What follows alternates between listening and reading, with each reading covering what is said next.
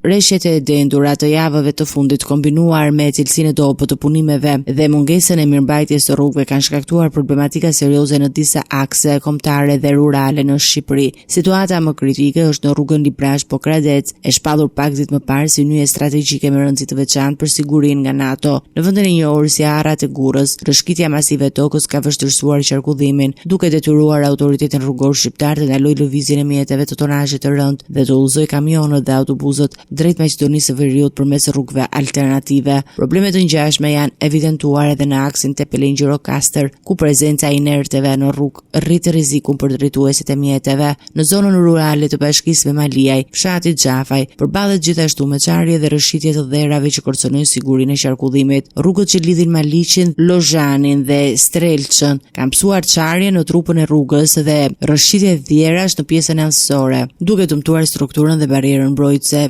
veçanërisht në kilometrin e 13 ku dëmtimet ishin të mëdha. Një problem i ngjashëm paraqitet në rrugën Vllahin-Poçëm në Mallakastër, e cila është përuruar vetëm 2 vite më parë, por tashmë ka psuar çarje serioze të asfaltit dhe dëmtime të konsiderueshme për gjatë gjithë gjatësisë. Edhe në Bashkinë Belsh, rrugët që lidhin fshatin Grekan dhe Shelgun janë prekur nga rrëshqitjet, duke arritur shqetësimin e banorëve për sigurinë dhe nevojën e ndërhyrjeve urgjente për të parandaluar tragjedi. Autoritetet lokale dhe ARSH monitorojnë situatën, ndërsa qytetarët dhe drejtuesit e mjeteve këshillojnë të tregojnë kujdes maksimal gjatë qarkullimit.